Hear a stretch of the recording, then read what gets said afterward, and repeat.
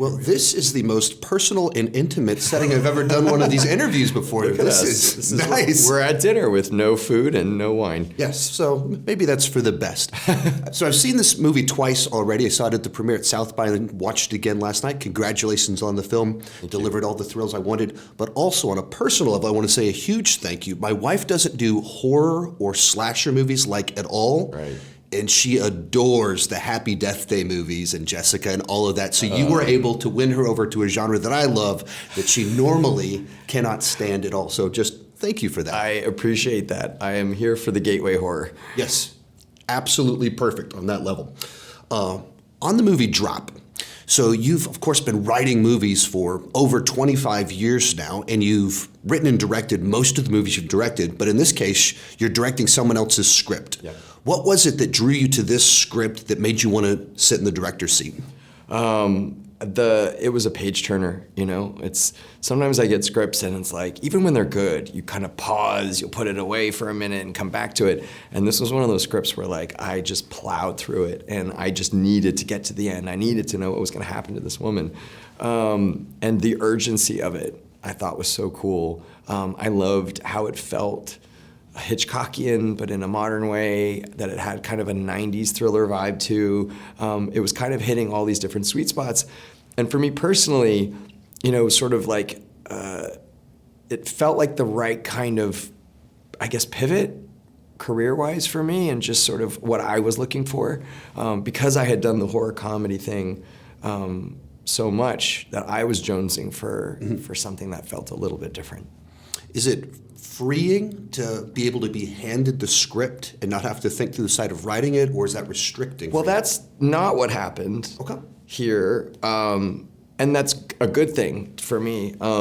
They brought me in so early into the process. They showed me a script that they normally, I think, would not go out with yet, you know, because they're always kind of tweaking and working on it. And so what happened was, it was a first draft. I read it. I thought the premise was great, but I also identified a lot of things that I thought we could probably change or mix up. And so I was still able to put on my writer hat and sit and work closely with the writers, which we did for several months. And so it was just this really nice collaboration where I at least felt like I was value added in terms of a writer, you know? But then ultimately, you know, it's really just about trying to get the script into the best shape it can be before we make it. So I love these kind of bottle films where you kind of put people in the pressure cooker. Yeah. And this one has two different constraints to it because it's basically one location and it basically plays out in real time. Yeah. So what are the benefits as well as, of course, the disadvantages of telling a story with such tight storytelling constraints? I find that, you know, in most situations, constraints become assets because they force you into different creative spaces. And so for me, being a single location movie for the most part really forced me to think about the movie differently, both sort of visually and narratively. And so I was really challenged by that, and it was really exciting to me to have to sort of figure out, like, how do we make people sitting at dinner tables feel suspenseful and exciting? And you know, that's how we sort of found our way to the visual sort of style of the movie. Well, you touched on this just a little bit, but it seems like those kind of constraints are pretty common in a number of the films that you've worked on. I mean, you go back to Disturbia, he's locked in a house, and then Paranormal Activity, the premise stuck itself. In a house. It's just stuck in a house. Stuck in a house. But then even Happy Death Day, she's stuck in a day. Yeah. Is that intentional, that you just kind of like that, having something that's just like a tighter story like Maybe that? I'm stuck. I don't know. No, I mean, I think I mean, I think they're great drivers for suspense, you know? I think that people feeling claustrophobic, you know, be it emotionally or physically, is something that you can really use and manipulate. Here, obviously we did it in the restaurant. Even the set that we built, you know, you'll see that there's a lot of like gold bars that reach up around people and it starts to feel like a gilded cage, and I want the audience to be trapped somewhere with me. And that's really what filmmaking is. You really are taking a large group of people and you're trapping them in your brain for a couple hours. And so, I don't know, maybe that is like a thing for me. With the movie, it's all about the chemistry of the two leads. If they don't work, the movie doesn't work. Yeah. But what's interesting about it is that they're basically in two different movies, at least for the character's perspective. Absolutely. Of that he's in a bad date movie and she's in the Hitchcockian thriller. Yeah. How do you go about like crafting in the moment to feel cohesive, build chemistry, but also be true to each of the perspectives of each of them? Yeah, I think you bring up a funny point, which is like, it feels like there's an alternate movie that's told from his point of view that's actually just a comedy, you know? But, you know, here it's, first of all, I had two amazing actors, Megan Fahey and Brandon Sklenar, and, you know, they, you know, it's always a bit of a calculated risk when you make a movie and you don't get to like, you know, do these sort of like paired auditions where you get a sense of how what kind of chemistry they have. So you didn't get to do that with this movie? No, not at all. So I was operating on pure gut, on gut instinct, and also a body of work, right? They both had really great work behind them. So, but what I try to do is encourage cast to spend time together, like off of set, you know, or get to know each other before we start filming, just so that they can build a certain rapport with each other. And I even do that with them too. Like we do dinners and we do all these things together, so that everyone's really comfortable with each other. And yeah, it was just very immediate, you know, just their chemistry and that sort of nice romantic spine that this movie has. It was very, very present. Another one of the themes that kind of seems to be in your work is kind of the merging of genres together. Once again, even Disturbia, it's the Rear Window plus teen coming of age story. Of course, the slashers plus time loops plus Freaky Friday. And here you kind of have the movie that's the bad date movie that's the Hitchcockian thriller at the same time. Right. What's that instinct to just mesh, to push things together? I think a lot of it is just, you know, I've grown up on all these different kinds of movies, and that's just how my brain works. And to some degree, it feels like, you know, if you're doing something that's purely one genre or another, like they've all been kind of done to death. And so for me, my entry point is, you know, kind of how do these things kind of collide and mix up in different ways. This movie in particular is interesting because I would say that this is very much a classic thriller. Yeah. And I've kind of hijacked that and brought some of my sensibilities into a classic thriller. And so I feel like structurally and narratively, it's a very contained, straight down the middle thriller, but then it still has all of those hallmarks that I try to bring to everything, which is humor, heart, message, all those things.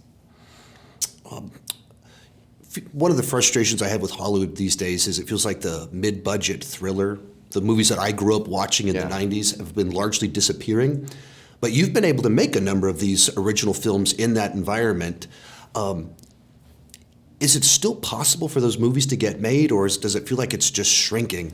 It's shrinking, no doubt. It's definitely shrinking, and I think that, you know, we have a bit of an addiction. Hollywood has a remake, franchise, IP addiction right now. And we kind of have to figure out a way, I think, to sort of wean audiences off of this a little bit somehow. Because that is a huge problem, because like, where are all the new franchises going to come from? Right. We're not making original movies. And not everything can be based on something that already exists, you know? And so that's a huge challenge. I am very committed to trying, but honestly, the only way I've been able to do it is because I make them at a certain budget level. You know, I'm not making a $100 million original movie. I'm making a $15 million original movie. Happy Death Day was a $5 million movie. So, you know, if you can keep your budget within a certain range, I think there's a little more flexibility and there's a little more opportunity there. But yeah, anything over 20 million these days, and if you want to make an original movie over $20 million, you have a very steep hill to climb.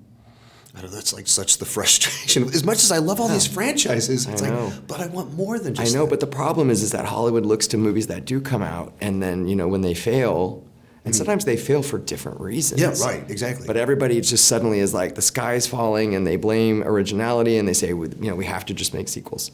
This is one of the reasons that I love Blumhouse as a studio. Is they're one of the few studios that feels like they're consistently taking chances on original stories. What's that relationship been like with them? It's been amazing. I mean, you're 100% right. Like, they are risk takers, and they support original movies. They empower their directors to make the movie they want to make and how they want to make it. And that kind of environment is very freeing. And I don't even think as a filmmaker I could have really honed in on my voice without them. You know, because my previous experiences had always been by committee. Right. And so many people telling me what to do, as opposed to trusting me to make the creative decisions that I wanted to make. And so I'm so indebted to them for that. And, you know, I hope that other people can take that lead. And I think what a lot of people have to remember is that, like, the business is risk. There are no guarantees. They're trying to make it foolproof. And they're trying to make it foolproof for Wall Street. Yeah. And they're not making it for the art the way we used to and for audiences.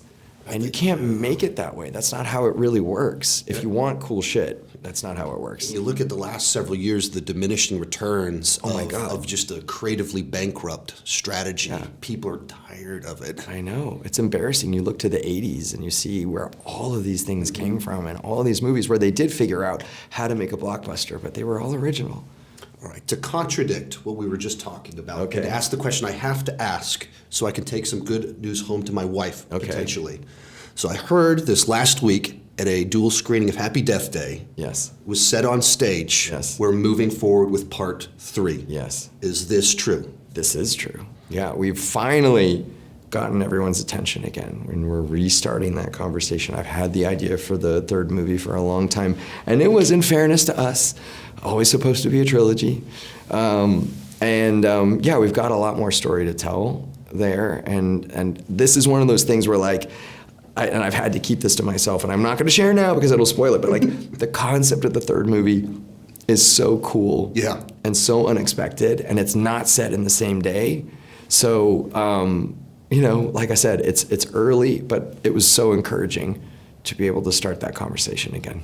Awesome. Like I said, my wife loves those movies, so I will be so excited just to play that clip for her. Also, I'm excited to see Drop for a third time, because the first 2 times I didn't get to see it with my wife, and that feels like that would be a fun date night to watch. Amazing. I think she'd really enjoy it. So I love that. Thank you much. Of course, thank you.